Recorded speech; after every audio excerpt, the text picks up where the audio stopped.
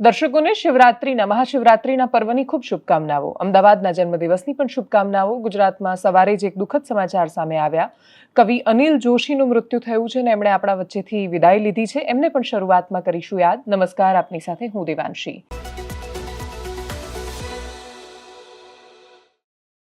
મહાશિવરાત્રીનું પર્વ આખા દેશમાં ઉજવાઈ રહ્યું છે. ભવનાથમાં પણ એટલી જ પ્રસન્નતા સાથે, સાધુઓની વાતો સાથે આખું જૂનાગઢ ભક્તિના રંગમાં રંગાયેલું છે. વડોદરામાં પણ શિવજી કી સવારી છે. અમુક વિવાદિત અપવાદરૂપ ઘટનાઓને જે મારામારીના દ્રશ્યો સામે આવ્યા એને બાદ કરીએ તો વડોદરામાં પણ રંગે ચંગે આ ઉત્સવ છે ઉજવવામાં આવ્યો છે. ત્યાં ફંડ કોણ આપશે એને પણ વિવાદ હતો, પણ એ બધાને બાજુ પર મૂકી દઈએ તો પણ મહાશિવરાત્રીને આજે ખૂબ સરસ રીતે ધામધૂમપૂર્વક ઉજવણી કરવામાં આવી. અમદાવાદનો જન્મદિવસ છે ને અમદાવાદના જન્મદિવસે નગરદેવીની યાત્રા કાઢવામાં આવી, શોભાયાત્રા. નગરચર્યાએ નગરદેવી નીકળ્યા અને પછી એની અંદર એમને ગાર્ડ ઓફ ઓનર અપાયું, સન્માન અપાયું. અમદાવાદમાંથી પણ ખૂબ રસપ્રદ દ્રશ્યો સામે આવ્યા. અમદાવાદ એ માત્ર શહેરનું નહીં, મિજાજનું નામ છે. એક એવું ગુજરાતનું નગર કે જે ગુજરાતના અલગ અલગ ખૂણામાંથી, દેશના દુનિયાના ખૂણામાંથી આવતા માણસોને પોતાના બનાવી દે છે. બહારથી આવેલા માણસો ખૂબ સરળતાથી અમદાવાદમાં રહીને અમદાવાદની ટીકા કરી શકે છે. એ અમદાવાદીપણું છે, એ અમદાવાદી મિજાજ છે કે એના ફાફડા, એનો નાસ્તો, તમે એની ગમે તેટલી ટીકા કરો ને તો એ અમદાવાદ તમને પોતાના બનાવે છે, તમને રોજગારના અવસર આપે છે, તમને ઘર આપે છે. અમદાવાદ એકવાર જેને સ્વીકારી લે એને ક્યાંયનું ક્યાંય પહોંચાડી દે છે અને એટલે જે અમદાવાદી મિજાજને આજે સલામ કરવાનો દિવસ છે. સવાર થતાની સાથે જ એક દુઃખદ સમાચાર સામે આવ્યા. ગુજરાતના ખૂબ જાણીતા કવિ અનિલ જોશીનું મૃત્યુ થયું. પ્રધાનમંત્રી નરેન્દ્ર મોદી, મુખ્યમંત્રી ભૂપેન્દ્રભાઈ પટેલ, દરેક લોકોએ ટ્વીટના માધ્યમથી પોતાની સંવેદનાઓ એમને પાઠવી. ગુજરાતમાં ખૂબ ઓછા કવિઓ એવા રહ્યા હતા છેલ્લા સમયમાં કે જે વટથી પોતાની વાત મૂકી શકતા હોય, જે ખૂબ નિર્ભીક હોય, જેમને કોઈ જ પ્રકારના સન્માનોની લાલસા ન હોય. એ પોતાની વાત માત્ર એટલા માટે કરતા હોય કેમ કે એમને એક જરૂરી લાગતું હોય અને એમાંથી એક નામ અનિલ જોશી. અનિલ જોશીનો જન્મ ગોંડલમાં થયો અને એમણે છેલ્લા શ્વાસ પોતાના જીવનમાં એમની કર્મભૂમિ મુંબઈમાં લીધા. ખૂબ બધી કવિતાઓ છે. મારી ડાળીમાં એક પણ પાંદડું નથી, મને પાનખરની બીક ન બતાવો. અવિનાશ વ્યાસે એને સંગીત આપેલું છે, આશા ભોંસલે એને સ્વર આપેલો છે અને એ ખૂબ જાણીતું ગીત છે. ગીતની રચનાઓમાં રમેશ પારેખની હરોહાર જેનું નામ લેવાય એવા અનિલ જોશીને આજે બહુ બધા લોકોએ એમની કવિતાના માધ્યમથી યાદ કર્યા. કવિતા અને કવિઓને યાદ નહીં કરીએ તો પછી માત્ર ગુજરાતી કે ગુજરાતી ભાષા વિશે વાત કરવામાં કશીક અધૂરપ આવી જશે. મારા ભણવામાં અનિલ જોશીની કવિતા આવતી હતી ને એ કવિતા હતી કન્યા વિદાયનું ગીત. સમી સાંજનો ઢોલ ઢબુકતો જાન ઉગલતી માલે, કેસરિયાળો સાફો ઘરનું ફળિયું લઈને ચાલે. એટલે એમાં જે રીતે એ ભાવના કે સ્પંદનો ઝીલાયા હતા, એ જે લોકો ખૂબ દિલથી ભણ્યા હોય એ કવિતા એમને બહુ જ સારી રીતે યાદ રહે. અને એટલે જ એક કવિને વિદાય આપવાનો અથવા એમને છેલ્લી વાર યાદ કરવાનો કવિતાથી બહુ જ સારું, એનાથી વિશેષ કોઈ માધ્યમ હોઈ નથી શકતું. અને એટલે જ કવિ અનિલ જોશીને પણ આખરી વિદાય. આખું ગુજરાત એમને એમના નિર્ભીકપણા માટે હંમેશા યાદ રાખશે એવી અપેક્ષા. અને જ્યાં સુધી એ કલમના તરખાટવાળા અને પોતાની તેજ તર્રાર વાતોને બિલકુલ સામાન્ય રીતે કહી શકતા, દુનિયાભરનું સાહિત્ય, એ દુનિયાભરના સાહિત્યનું ભાષાંતર કરીને એ દુનિયાનો મિજાજ આપણા સુધી પહોંચાડતા કવિઓ જ્યાં સુધી આપણી વચ્ચે જીવે છે ત્યાં સુધી ગુજરાતીપણું જીવતું રહેવાનું છે એવી આશા છે. આગળ વાત કરીએ. ગુજરાતના મુદ્દા પર વાત કરતા પહેલા દુનિયાના મુદ્દાની વાત કરીએ. દુનિયાનો એક એવો મુદ્દો કે જે દેશને સ્પર્શે છે અને દેશનો એવો મુદ્દો કે જે ગુજરાતને સ્પર્શે છે. યુનાઇટેડ સ્ટેટ્સ ઓફ અમેરિકાના પ્રેસિડેન્ટ ડોનાલ્ડ ટ્રમ્પે જાહેરાત કરી છે ગોલ્ડ કાર્ડની. ખૂબ ચર્ચામાં છે. જેવી જાહેરાત થઈ, કદાચ દેશમાં સૌથી વધારે ચર્ચા એની ગુજરાતમાં થઈ હશે કેમ કે ગુજરાતમાં આજે પણ એવા પોટેન્શિયલ વાળા માણસો છે કે જે ગોલ્ડ કાર્ડ લઈ શકે ને લઈ ના શકે તો કંઈ નહીં, ચર્ચા કરી શકે. અમેરિકા એક બાજુ એવું કહી રહ્યું છે કે અમારે એવા માણસોની જરૂર જ નથી કે જે અમેરિકા આવીને અહીંયા રોજગારની તકો શોધે છે. અમે અમારા માણસોને કેમ કામ ન આપીએ તમને આપવા કરતા. એટલે ટૂંકમાં અમેરિકા એવું કહી રહ્યું છે કે ગરીબ કે મિડલ ક્લાસની અમારે જરૂર નથી, પણ જો તમે પૈસાવાળા છો, મતલબ જો તમારી પાસે 42-43 કરોડ રૂપિયા છે તો એટલા કરોડ રૂપિયા તમે અમને આપી દો, અમે તમને સામે ગોલ્ડ કાર્ડ આપીશું, જે ગ્રીન કાર્ડ પણ હશે, જે તમને અમેરિકાનો પરમનન્ટ રેસિડેન્ટ પણ, નાગરિક પણ બનાવી શકે છે. તમે અમેરિકામાં આવો, અમેરિકામાં બિઝનેસ કરો, ધંધો કરો, ખૂબ કમાઓ, મોજથી રહો. અમેરિકા તમારા માટે લાલ જાજમ પાથરી રહ્યું છે. એ લાલ જાજમ પાથરવાનો ઉદ્દેશ્ય અમેરિકાનો એવો છે કે પૈસાવાળા માણસો યુએસમાં આવે, ધંધો રોજગાર સ્થાપે, એ રોજગાર સ્થાપવાથી અમેરિકન્સને પણ રોજગારી મળે એવું એ પ્રાથમિક દ્રષ્ટિએ કહી રહ્યા છે. કાઉન્ટરમાં એમને પ્રશ્ન પૂછવામાં આવ્યો કે શું એમાં રશિયાના માણસો પણ હશે, રશિયાના ઉદ્યોગપતિઓને પણ અમેરિકા બોલાવીને ગોલ્ડ કાર્ડ આપશે? ડોનાલ્ડ ટ્રમ્પનો જવાબ હતો કે હા, હું રશિયાના પણ કેટલા એવા માણસોને ઓળખું છું કે જે ખૂબ સારા માણસો છે, ખૂબ સારા ઉદ્યોગકારો છે ને એમને હું બોલાવવા માંગુ છું.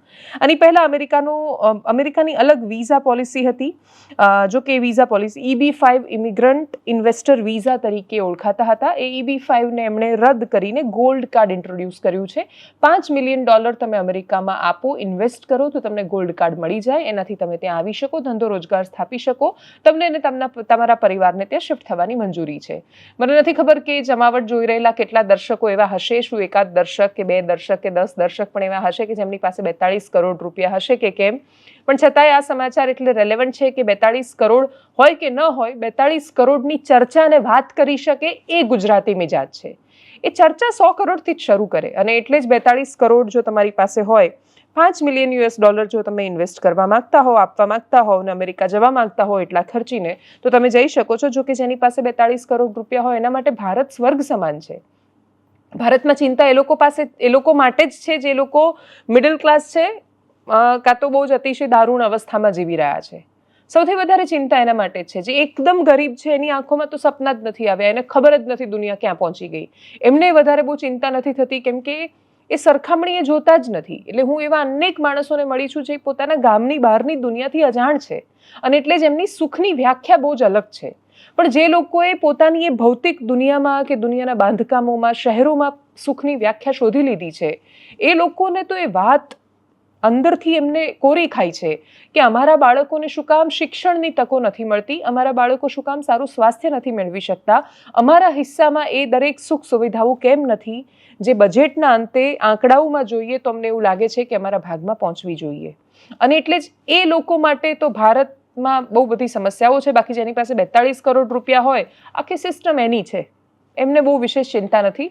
સિવાય કે પછી કોઈ એક એવા અધિકારીના માથે જો એ આવી જાય ને એમને તકલીફ પડે. એટલે હમણાં જ એક અમદાવાદમાં જે ઘટના સામે આવી, ખૂબ ચર્ચામાં હતી કે બિલ્ડરના ઝઘડામાં કોઈ IPS અધિકારી 22 કરોડ રૂપિયાનો તોડ કરી નાખ્યો અને માત્ર 22 કરોડ રૂપિયાનો તોડ ન કર્યો, એમને હેરાન પણ એટલા કર્યા. આવી રીતે હેરાન પરેશાન થતા માણસો પણ ઘણા બધા એવા છે. એવા બિઝનેસમાં ઘણા બધા એવા માણસોને હું ઓળખું છું કે જે પોતાનો બિઝનેસ દુબઈમાં કે સિંગાપુરમાં કે પછી અલગ અલગ દેશોમાં શિફ્ટ કરી રહ્યા છે. તો જો એમના માટે એટલે 42 કરોડ રૂપિયા માટે પણ સ્વર્ગ હોત તો એ પોતાનો ધંધો બીજા દેશોમાં શું કામ શિફ્ટ કરતા, એ પણ પ્રશ્ન છે. પણ ગોલ્ડ કાર્ડના સમાચાર છે. અમેરિકાની વિદેશ નીતિ 180 ડિગ્રી બદલાઈ ગઈ છે.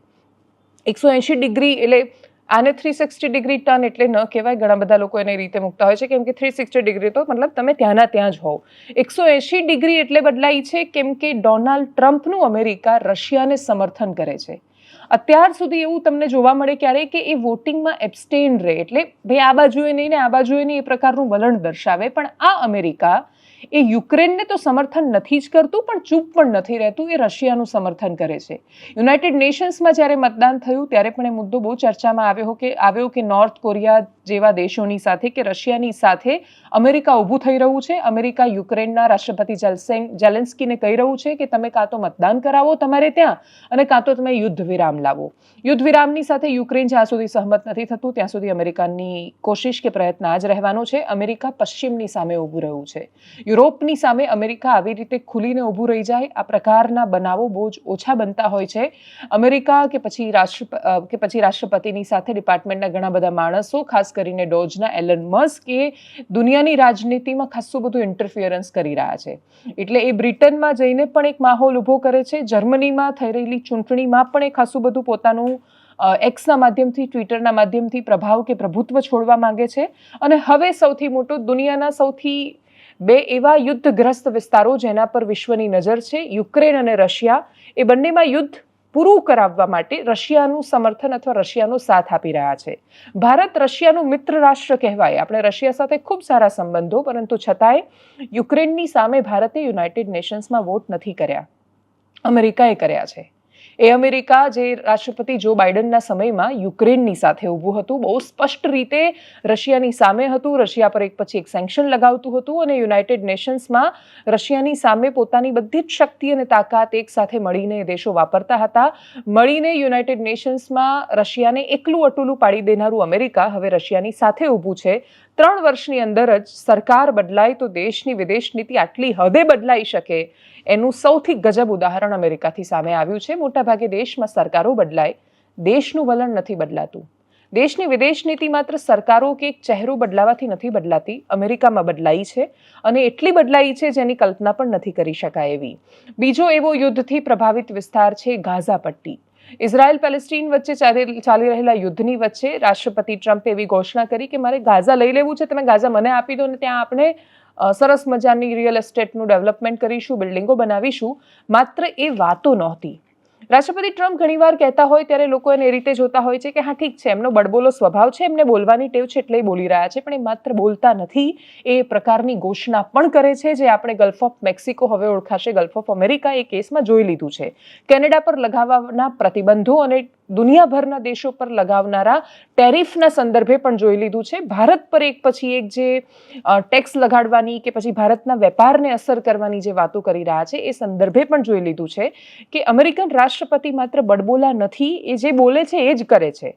ત્યાંનું પોલિટિક્સ અને ટ્રમ્પનું પોલિટિક્સ, આ વખતનું તો પોલિટિક્સ બહુ જ અલગ છે, બહુ સ્પષ્ટતા સાથે દેખાઈ રહ્યું છે અને એટલે જ ગાઝા પટ્ટી પર એક ટ્રમ્પ ટાવર બનાવશે અથવા ત્યાં રિયલ એસ્ટેટના બિલ્ડિંગ બનાવશે અથવા એને ઓક્યુપાઈડ કરી લેશે, ખરીદી લેશે યુનાઇટેડ સ્ટેટ્સ, એ માત્ર વાતો નથી.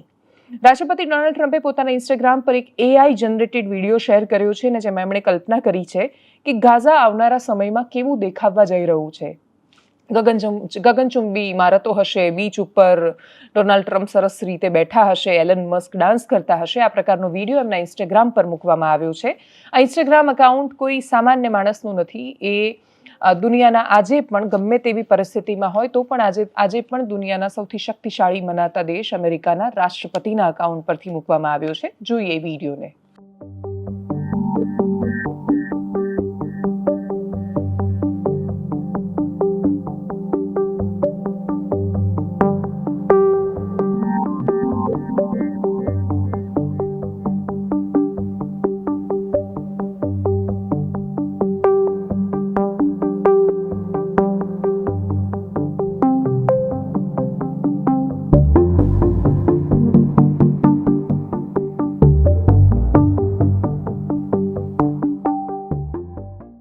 રાષ્ટ્રપતિ ટ્રમ્પ આ કરી શકશે કે કેમ એ ખબર નથી, પણ ગુજરાતમાં શું ચાલી રહ્યું છે 2 તસવીરો એક સાથે બતાવવી છે. ગુજરાતમાં ખૂબ છૂટાછવાયા બહુ જ મહત્વના સમાચારો છે. સુરતમાં ટેક્સટાઇલ માર્કેટમાં આગ લાગી છે. કલાકોની મહેનત પછી પણ સંપૂર્ણ રીતે આગ પર નિયંત્રણ નથી મેળવી શકાયું. ધોળાવીરા 2 દિવસ માટે બંધ રહેવાનું છે કેમ કે રાષ્ટ્રપતિ દ્રૌપદી મુર્મુ એની મુલાકાતે આવી રહ્યા છે. પણ એક મહત્વના સમાચાર કે જે કેટલાય દિવસથી વિવાદનું કેન્દ્ર છે પણ એની મૂળ ચર્ચા વિસરાઈ રહી છે અને એ છે જાણીતા ડાયરાના કલાકાર દેવાયત ખવડની ફરિયાદ પર પોલીસે FIR જ ન લીધી. દેવાયત ખવડ એક સમય એમનો એ જૂનો વિડીયો બહુ વાયરલ થયો જેમાં એ ડાયરામાં ખૂબ મન ભરીને પ્રધાનમંત્રી નરેન્દ્ર મોદી અને યોગી આદિત્યનાથ અને ભારતીય જનતા પાર્ટીની સરકારના વખાણ કરી રહ્યા હતા. પણ પેલી જે કહેવત છે ને કે તો તમારા પગમાં આવીને પડે તો તમને ખબર પડે કે સરકાર કેવું કામ કરી રહી છે. પોલીસના કેસમાં તો એવી જ વાત છે. પોલીસના મન ભરીને વખાણ કરતા માણસો પોતાને કોઈ તકલીફ થાય ને એમને પોલીસ સ્ટેશનનો એકવાર વારો આવે જવાનો, પોલીસ સ્ટેશનનો વારો ખાઈને ધક્કો ખાઈને આવેલા માણસને પૂછજો કે પોલીસ કેવો વ્યવહાર કરે છે, પોલીસ કેવી રીતે ચર્ચા કરે છે, પોલીસની વાત કરવાની શૈલી કેવી હોય છે, એની ભાષા કેવી હોય છે, એ તમારી સાથે કયા પ્રકારનું વર્તન કરે છે, શું એ ખરેખર તમારી મિત્ર છે? તો એમના જવાબો જે હશે એના પરથી તમે તમારી જાતે અંદાજ લગાવજો. આપણે કોઈ કન્ક્લુઝન પર નથી પહોંચી જવું. 10 માણસના અનુભવ પરથી આપણે ગુજરાત પોલીસને ક્યાં જજ કરવી, પણ 2 દ્રશ્યો તમને એક સાથે બતાવવા છે. કપડવંજ પાસેનો એક વિડીયો છે જેમાં એક વ્યક્તિ જે વિડીયોમાં બોલી રહ્યો છે એ પોતાની જાતને ભારતીય જનતા પાર્ટીનો રાષ્ટ્રીય અધ્યક્ષ એટલે કે સતીશ કુમાર નામથી પોતાને ઓળખાવે છે. હવે ભાજપના રાષ્ટ્રીય અધ્યક્ષ JP નડ્ડા છે એવું સામાન્ય જ્ઞાનમાં રૂકે છે, બદલાવાના છે, પણ આ સતીશભાઈને બનાવ્યા કે નહીં એ હજી ખબર નથી. એટલે નહીં બનાવ્યા હોય એવું માનીને આપણે એવું માનીએ કે એ પોતાની ખોટી ઓળખ આપે છે. પણ એની ખોટી ઓળખ સામે જે પેલા આમ સીધા સટ્ટ થઈને પોલીસના કર્મચારીઓ ઊભા રહી જાય છે એ જોઈને થાય કે ખાલી આ તો નામ આપે છે કે હું ભાજપનો નેતા છું, એ ખાલી નામ આપીને કહે છે કે હું હર્ષભાઈને વિડીયો મોકલી દઈશ, એમાં પોલીસ આવું કરે છે. આ જ પોલીસના કર્મચારીઓ એ ટ્રકના ડ્રાઈવર, એ બાઇકવાળા સાથે, એ સામાન્ય માણસ સાથે કેવી રીતે વાત કરે છે? ત્યાં શું આ લોકો આટલા જ સીધા રહીને વાત કરતા હોય છે? એનો જવાબ બહુ સ્પષ્ટ ના છે. દેવાયત ખવડના વિષય પર આવતા પહેલા કપડવંજનો આ વિડીયો જુઓ. એ જોવો એટલા માટે બહુ જરૂરી છે અને રેલેવન્ટ છે, કેમ કે તમને પોલીસનું જે ડબલ સ્ટાન્ડર્ડ છે એમાં દેખાશે. सही नहीं, मैं क्लियर बोल रहा हूँ. मैं हिंदी में बोलो तो हिंदी में, गुजराती बोलो, लेकिन मैं क्या बोल रहा हूँ, मैं राष्ट्रीय अध्यक्ष हूँ, मैं पूरा इंडिया का. आप किसी ड्राइवर को ओनली फॉर वाइन चेक कर सकते हो, वो भी आपको मुखबरी बने तो. ओके, आपके अरवली एसपी, खेड़ा एसपी, पूरे गुजरात के एसपी को मैं बात कर सकता हूँ आपको. अगर किसी आदमी को प्राइवेट कोई आदमी किसी ड्राइवर को भूखी रखते हो ना तुम, आइए ना बोलो. मैंने खुद वीडियो आया मेरे पास, वीडियो दूं तुम्हारे पहले का वीडियो देखता हूँ मैं, तुम्हारे पास फिर भी माफी दे रहा हूँ मैं. ऐसे किसी भी ड्राइवर को परेशान नहीं करनी. अगर मेरे पास वीडियो आ गया ना दोबारा बाद में मत बोलना. सही है गलत है? अब मोटा भाई क्या बोला? ये जो है कौन सा चौकी है? खेड़ा जिला का चौकी का नाम क्या है? रेलिया चेक पोस्ट. साथियों, मैं सतीश कुमार जांगड़ा, राष्ट्रीय अध्यक्ष भाजपा से, जो कि आज मैं गाड़ी के ऊपर गश्त के हिसाब से निकला हूँ, जो कि ड्राइवरों की बहुत कंप्लेन आ रही थी. गुजरात के अंदर नहीं, हमारे गुजरात में ऐसा नहीं है. जो कि ये मैसेज हमारे को खेड़ा एसपी, नडियाद एसपी, गुरु मंत्री हरस संघवी तक भी पहुंचेगा और हमारे पटेल साहब के पास भी पहुंचेगा, सीएम साहब भूपेंद्र पटेल. ओके, लेकिन मैं बोलना चाहता हूँ, कितने भी ड्राइवर आते हैं, गुजरात खराब नहीं है. अगर किसी को भी कंप्लेंट हो, मेरा मोबाइल 9898459715. कोई भी आदमी अगर आपके साथ में दारू के अलावा कोई करता है तो बताइए. रूल के हिसाब से गलत रूल को फॉलो नहीं करें, ना ही हम किसी की हेल्प करेंगे. अगर कोई वाइन वगैरह लेगा तो उसके लिए प्रशासन जो सजा देगी उसके लिए हकदार आप देंगे. अगर कोई भी आदमी अगर को भूखी वगैरह जैसे 100-150 ग्राम 300 ग्राम तक कोई भी केस नहीं बनता. देखो, कोई भी पदार्थ नशे वाली गलत हो तो गलत होता. 300 ग्राम से ऊपर हुआ तो उसके ऊपर कार्रवाई होगी. कोई भी भाई का अगर कोई बोलता है किसी को शुगर होता है, ड्राइवर आदमी छोटा मोटा नशा करते हैं, लेकिन मैं ड्राइवर समाज से हाथ जोड़ के बोलना चाहता हूँ, गुजरात को आप खराब ना करें. अगर कोई भी गुजरात का कोई भी अगर अधिकारी या प्राइवेट आदमी आपको कोई प्रॉब्लम करता है तो मेरे तक कॉन्टेक्ट. દેવાયત ખવડનો મુદ્દો શું છે હવે એ જાણીએ. દેવાયત ખવડ એક ડાયરામાં ગયા, ડાયરા પર એમના પર આરોપ લાગ્યા કે ભાઈ પૈસા લીધા છે અને ડાયરો નથી કર્યો વગેરે વગેરે વિષય છે. સાચું ખોટું હવે એ તો કન્ક્લુઝનમાં સામે આવે ત્યારે આપણને ખબર પડવાની છે. પણ એના પછી એમની ગાડી કોઈ લઈને જતું રહ્યું અને એમના ડ્રાઈવર સાથે હાથ ચાલાકી કરી એવો એમણે આરોપ લગાવ્યો. એ પોલીસ સ્ટેશનમાં ગયા. પોલીસ સ્ટેશનમાં ફરિયાદ લખવાનું કહ્યું, ફરિયાદ ન લેવામાં આવી. એમણે વિડીયો બનાવ્યો, મીડિયામાં ચર્ચાનો વિષય આવ્યો, ફરિયાદ ન લેવામાં આવી. એફઆઈઆર ન લીધી. આખરે દેવાયત ખવડે હાઈકોર્ટમાં જવું પડ્યું. દેવાયત ખવડ તમને ગમે કે ન ગમે, તમે એમની શૈલી સાથે સહમત થાવ કે ન થાવ, એ આ રાજ્યના નાગરિક છે. એ જાણીતા છે કે નથી જાણીતા, એ સેલિબ્રિટી છે કે નથી, એ આવા છે કે તેવા છે, ચર્ચાનો વિષય જ નથી. શું એ ગુજરાત રાજ્યના અને ભારત દેશના નાગરિક છે? જવાબ હા છે. શું ભારતીય ન્યાય સંહિતા પ્રમાણે એમને ન્યાયનો અધિકાર છે? જવાબ હા છે. ભારત દેશનું બંધારણ એવું કહે છે કે ભાઈ દેવાયત ખવડ ડાયરાના કલાકાર છે અને બહુ બોલે છે એટલે આપણે એમને ન્યાય નથી કરવાનો, ફરિયાદ નહીં લેવાની. તો ના, એવું દેવાયત ખવડ માટે કોઈ અલગ સેક્શન નથી બનેલા. તો એનો મતલબ કે પોલીસ બાધ્ય છે ફરિયાદ લેવા માટે. મંત્રીના છોકરાઓ માટે એમનો જે વિવાદ થાય એનું એ મૂળ ત્યાં જ છે કે એ છોકરાઓએ અથવા ભારતીય જનતા પાર્ટીના ત્યાંના યુવા મોરચાના જે નેતા છે એમણે જે દાવો કર્યો એ પ્રમાણે એમણે પોલીસને ફોન કર્યો, પણ પોલીસે કશું જ ન કર્યું, એમાં એ ફરિયાદ ન લીધી. અરવલ્લીનો જે કિસ્સો સામે આવ્યો મારવાનો, એમાં ભાજપના જે નેતા અમીશ પટેલ છે એ સતત એવો દાવો કરી રહ્યા છે કે જ્યારે મંત્રીના પૌત્રને માર માર્યો ત્યારે એમણે પોલીસને ફોન કર્યો અને પોલીસે કોઈ જ એક્શન ન લીધા, પેલા ચાઇનીઝ વાળાનું કશું જ ન કર્યું એટલે એ લોકો રસ્તા પર ઉતરીને માર્યું. એમણે જે માર્યું એ કોઈ પણ સંજોગોમાં યોગ્ય નથી. પણ ઘટના શરૂ ક્યાંથી થાય છે? ઘટના શરૂ થાય છે પોલીસની નિષ્ક્રિયતાથી. કોઈ પણ જગ્યાએ માણસ જાતે ન્યાય કરવા માટે ત્યારે ઉતરે છે જ્યારે ન્યાય પરથી ભરોસો ગુમાવી દે છે. દેવાયત ખવડના કિસ્સામાં પણ એ જ છે. દેવાયત ખવડ જો જાતે હાથમાં આમ દંડો લઈને બધાને મારવા માંડે તો આપણે કહીશું કે ગુંડાગર્દી કરી. પોલીસ પાસે જાય ને પોલીસ કશું ન કરે તો માણસ શું કરશે? એ વાતનો જવાબ નથી. આ કિસ્સામાં હવે આનંદ યાજ્ઞિક મેદાને આવ્યા છે. ખૂબ જાણીતા એડવોકેટ છે અને એ લડશે તો એ મુદ્દાને ક્યાંક લઈને પહોંચાડશે જેવી બધાને અપેક્ષા પણ છે. એમની સાથે પણ અમે વાત કરી. દેવાયત ખવડે છે હાઈકોર્ટમાં જવું પડ્યું. આનાથી દુર્ભાગ્યપૂર્ણ કાયદો વ્યવસ્થાની સ્થિતિ શું હોઈ શકે? આંકડા બતાવવામાં અને પછી પેલા ગુના નથી બતાવવા, એમાં હળવી કલમો પોલીસ જાણી જોઈને નાખે, કેમ કે ભાઈ અમારા પોલીસ સ્ટેશનમાં આ પ્રકારની કલમો નખાય, એની ચર્ચા ન થાય. ફરિયાદ તમે એકવાર લો ને એના પછી તપાસ કર્યા પછી કોર્ટમાં આખી પ્રક્રિયા પસાર થાય પછી કોર્ટ નક્કી કરશે કે કોણે અપરાધ કર્યો છે ને કોણે નહીં. પોલીસ પહેલા જ કન્ક્લુઝન પર પહોંચી જાય એવું ગજબ છે.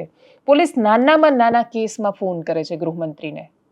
એટલે અમુક વાર તો અમુક અધિકારીઓને જોઈને વિચાર આવે કે આ ગૃહમંત્રીને પૂછ્યા વગર પાણીએ પીતા હશે કે કેમ. પાણી પીતા પહેલા ફોન કરતા હશે કે સર તરસ લાગી છે, પાણી પી લઈએ, અને સર કહેશે હા હા બેન પીવાનું જ હોય એટલે પીતા હશે.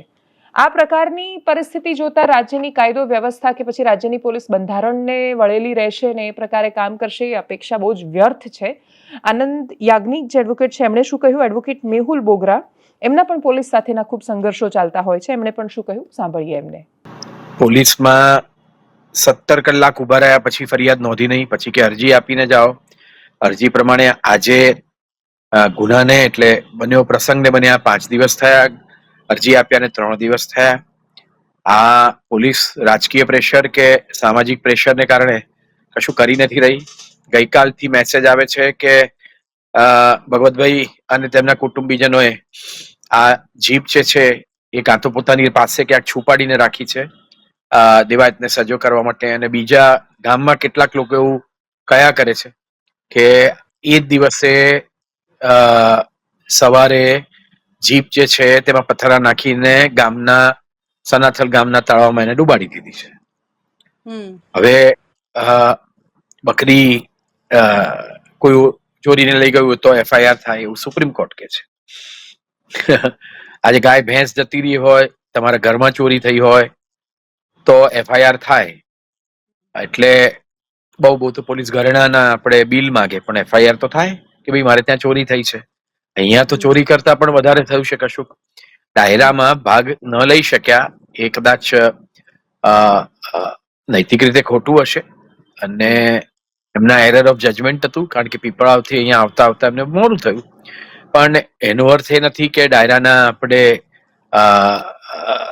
આયોજકો જે છે એ એમને કોર્ટમાં લઈ ગયા વગર પોતે જ સજા કરે અને જીપને ચોરી લઈ જવી અને કે પછી તળાવમાં નાખી દેવી એ વ્યાજબી નથી. એટલે તો આ જ પરિપ્રેક્ષમાં હું એવું કહીશ કે જ્યારે કાયદો વ્યવસ્થા સુદૃઢ હોય ત્યારે આ તમામ ચીજો ઉપર અંકુશ આવે. તો હવે એ પ્રશ્ન એ છે કે કાયદો વ્યવસ્થા સુદૃઢ કોને કહી શકાય? તો સુદૃઢ કાયદો વ્યવસ્થા એટલે કે એવી વ્યવસ્થા કે જ્યારે કોઈ પણ વ્યક્તિ એની ફરિયાદ પછી નાની હોય કે વિશાળ હોય, એ ફરિયાદ છે. એ ફરિયાદને દાખલ કરવામાં આવે કાયદાકીય સ્વરૂપની અંદર, ફરિયાદ ઉપર ઇન્વેસ્ટિગેશન કરવામાં આવે અને એને ડિલિવરી ઓફ જસ્ટિસ જ્યારે થાય ને ત્યારે કાયદો વ્યવસ્થાને સુદૃઢ માની શકાય. અહીંયા તો જ્યારે કોઈ સામાન્ય વ્યક્તિ પોલીસ સ્ટેશન જાય અને સામાન્ય વ્યક્તિ જાય કે અન્ય કોઈ પણ વ્યક્તિ જાય, જ્યારે તમારા સામેવાળો વ્યક્તિ છે, એનું કોઈ પોલિટિકલ કનેક્શન છે, મોટો ગુનેગાર છે, એ કોઈ મોટો સામાજિક આગેવાન છે, ત્યારે પોલીસ પાસે એટલી ઓથોરિટી જ નથી. કાયદો તો પાવર આપે છે પણ જે પોલિટિશિયનના હાથ નીચે એ લોકો કામ કરે છે એ લોકો એને એટલો પાવર નથી આપતા, એટલો એના હાથ કપાઈ જાય છે કે એ લોકો ગુનો દાખલ કરી શકે. અને માત્ર ને માત્ર પોલીસ ખાતું જેમનું કામ છે, જેઓ ડ્યુટી લે છે સંવિધાનની શપથ લઈને, જેમનું કામ છે કાયદો વ્યવસ્થા જાળવવાનું, જેમનું કામ છે BNS અને BNSS દ્વારા જે એસ્ટાબ્લિશ પ્રોસેસ છે એ મુજબ ગુનો નોંધવાનું. 173 એવું કહે છે કે જ્યારે પણ કોગ્નિઝેબલ ઓફેન્સની માહિતી મળે ત્યારે ગુનો દાખલ કરવો જોઈએ પોલીસ કર્મચારીએ. આવી પાવર પણ પોલીસ કર્મચારીને જ મળે છે, પણ એમ છતાંય ગુનો દાખલ નથી થતો. શા માટે નથી થતો? કાં તો ઉપરથી ના પાડવામાં આવે છે, કાં તો પોલિટિકલ પ્રેશર છે, કાં તો રાજકીય અથવા સામાજિક આગેવાનોના દબાણ છે, એટલા માટે ગુનો દાખલ નથી કરવામાં આવતો. એનાલિસિસમાં અત્યારે બસ આટલું. જો આપ અમને યુટ્યુબ પર જોઈ રહ્યા છો તો સબસ્ક્રાઇબ કરો, ફેસબુક પર જોઈ રહ્યા છો તો ફોલો કરો, અમારા વિડીયોને શેર કરો, અને સૌથી મહત્વની વાત, દેશ આપણા થકી બને છે.